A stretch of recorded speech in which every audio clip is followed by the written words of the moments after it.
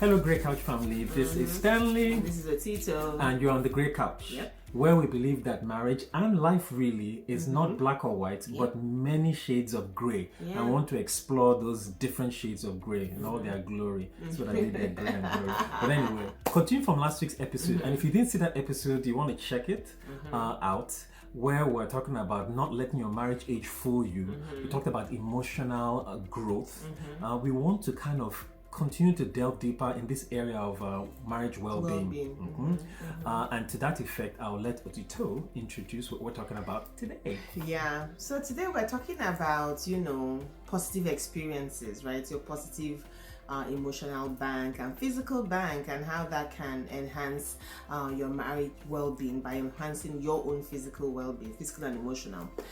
And I remember a few years ago, well, not a few years, quite a long time, but I'm not telling my age here. A few years ago, right, I was sitting in a seminar, a marriage seminar, and I remember somebody asked the preacher, said, why is it that you people are always talking about what is always going wrong, right, in marriage, like negative, like, why can't we hear the positive things, And I remember them saying, well, the positive is always going on, but you have to be aware of the negative so you don't, kind of fall into that trap, right? So that you kind of prevent those things. But we don't agree. We don't agree at all, right? We believe in highlighting the positives, right? Even more than you do the negatives. So not that you're not going to be aware of the negatives and all that, but if you start from the positive side, it's almost like,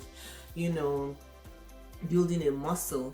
You could decide, okay, I want to strengthen the muscle, right? Or I want to prevent the muscle from atrophying. One of them is kind of fear-based, while the other one is like, vision. You're looking at, okay, I want to be stronger, as opposed to, oh, I don't want to have my muscles atrophy, so I must work out. One of them is done from a place of abundance, right? Enlargement, And to use a sports analogy, one of them you're playing defense. We're always focusing on the negative, and other we are playing offense. And playing offense has worked for us.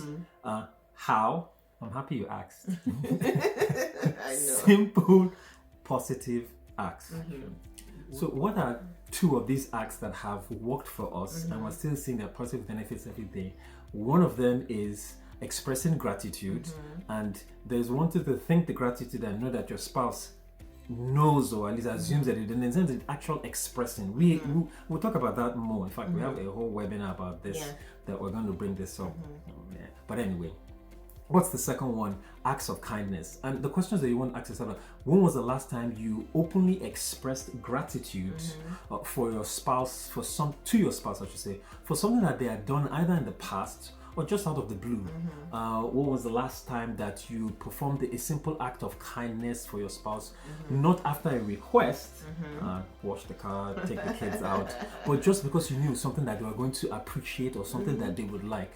And I'm not talking about this great vacation or birthdays that are coming up and what they're doing or whatnot, but simple acts like generosity, and we have a story. It's always a story. So I'll tell the first half of the story. So at son number 2's school, there's something that the teacher does whereby if you've been a good kid and you've done in whatever it is, you've been a good kid, you get a ticket where is no homework. Is it a coupon? Yeah. No homework day. In essence, everybody else in the class has homework, but you can decide to turn in that ticket in lieu of your homework. So we've modified it here because there's no way to, we're not trying to, this is not as a result of work. It's not something I'm trying to earn. But like, okay, we have no chore or no errand day. No homework day. No homework day. The teacher got it right, please. So another area that, sometimes when we talk about generosity that maybe doesn't necessarily, people may not necessarily think about, is generosity of thoughts. And what do I mean by generosity of thoughts, right? We're going to talk about this more in our webinar. We're talking about how to enhance your marital well-being. So you can imagine that it's not just one or two things. We're going to delve deeper into some of this.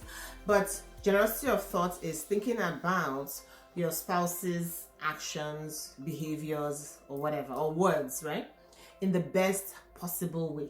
And what do I mean by this? If the person maybe says something or does something that, wow, you're like, okay, the first step is to kind of think, why would they say that? Why are they saying that? What happened, right? But you're saying, no, I know them. I have this shared history with them. I know they're not going to deliberately, do this, right? In that sense. However, this can only happen if you've had a rich history of positive experiences, right? So you have things to draw on to be able to have that generosity of thoughts. This is not like we were saying about, making a request or asking for things and a person continuously not doing it. Now there's something wrong there. But we're talking about just, day to day, right? Maybe they forgot to pick up something from the store that you were wanting, right? As opposed to saying, you're so forgetful, you don't care about me. It's like, I'm sure you didn't do this deliberately, right? Even though I would have liked the thing from the store, it's okay. I can, make do, right? So that's how you make that allowance. So I call it BGYTAO, be generous in your thoughts about others. In this case, about your spouse being the other person. And this example she's giving, they actually sent us a text to reinforce, and some of us still left that off. But anyway, another example though, just at the same thing as there was something I thought I was crushing it in, I was cleaning it, and Otito came and told me, bro, you have a block here. At first, if you had low negative, if you didn't have a high positive experience ratio, I was like, how can you come and rain on my parade like this when I'm killing this? And I was like, she wouldn't say this unless we had like that history, that positive history that you can draw on. And so I was like, okay, let me step back and look. What else am I not seeing here? And wow, what do you know? It caught on. So, again, another example would be just here, as we're sitting in this room here. You can't see the other side of the camera though, right? But in terms of, spontaneous acts of kindness, this husband here, right, knows that this wife here likes, diffusion, right? Diffusing oils, essential oils diffusing. I love them. This is where I bring my, apothecarist, right? Pharmacist things. I'm always mixing. I mix oils, I mix everything just to have the house smelling nice, right? Because once you step into the house, it's like you've entered into an oasis. So he knows this. And so today, went to work, came back, and the house is, he's off. The house is smelling amazing, right? Eucalyptus oil and all that. And I just felt it. I'm like, okay, I'm stepping into this oasis that was created for me, right, by somebody, right, in that sense. So very spontaneous. It's not something, what's the guy doing with essential oil? But it's like, okay, let me make the house smell nice, right? So very tiny something, but it made, it meant a lot to me. Let me put it that way. It meant a lot to me. All right, so how can you, the ask we have of you is how can you either one, recall those past experiences that were positive? I mean, some go-to ones and if you don't have any, start to create, right? Yeah, you kind of start to rack them up from today, right? Because we're talking about that history. So now the question is like, what if I don't have any history? You can create your own history, right? In terms of starting to do those little acts for the other person. Inevitably is going to make the person notice and say, oh, what changed, right? Now, they may not necessarily reciprocate, but the fact that you are creating those experiences yourself also becomes, something good for the marriage and your well-being. So it's kind of like a win-win, right? In that sports analogy.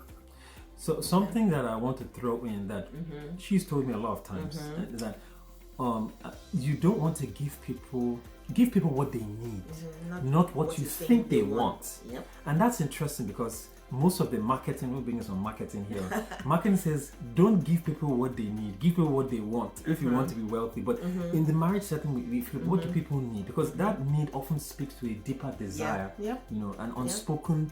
Or called what we know as a dream, right? An unspoken dream. desire, a dream, right? So you want to kind of read behind what is going on. So as an example, going back to what we said earlier, if a person's love language is acts of service, that coupon, that ticket, right, that you're doing and actually acting on it, not just producing ticket that you will not do something with, goes a long way, right? That goes a long way. That's, you are not necessarily saying to them, you asked me to do this, but it's like, I know that there's this underlying need that you have to have the house smell nice, to have the house smell good, to have the house do this, because there's history, right? We'll go into that in the webinar. But when people say, I want the house to be tidy, I want the house to be clean or whatever, yes, people say, oh, it's a person with a sense of control. But then the question is, what's behind that, right? If I can see what is behind that, then I know the person is not trying to just control things around the house and making this, but I can help feed into that dream and desire by helping them at least make the house, you know, a little bit tidier or neater, or whatever it is that, you know, is the issue. I'm just using house because that's a common one, right? Yeah. The one key I would say that I've experienced in unlocking that is varying my listening to talk ratio. So I can be quite, those of you that know me, I can be quite verbose, yada yada yada, you know. But in this instance, I want to kind of, okay, if my talking to listening ratio is 1 to 1, I'm gonna flip it and do 3 to 7. Or something So like you're that. hearing the unspoken dreams, right? Exactly. Or just at least taking it into consideration, right? So yeah, I mean, you know, we started out by saying you want to highlight the positive and you want to keep marking up the positive, because that's what buoys up the relationship. The positive things is when there's conflict, that's what you hold on to, right? If you don't have that, there's going to be an issue. Sure, it's going down. No, we don't want the ship to go down. We don't want the ship going down. We want your ships, your relationships. Yeah. We want them buoyant. Right? In that sense. So yeah, so that's kind of what we have for you, and we're going to say, make sure you join us, you know, for the webinar. Like, it's 15, 20-minute conversations. They're not everything. Like, you want to come behind the scenes, right? Newsletter, you know, the webinars, the trainings, right? You want to join us behind the scenes. And so, yeah. Link is down there. Yep. Yeah. All right, guys. She said it all. Don't forget to like, share, and subscribe. And if you found this useful at all, share with family, friends. Heck, even share with the frenemies if you like. If you like. But just so, I mean, we bring a lot more positive energy into this thing. And we'll see you guys at our webinar.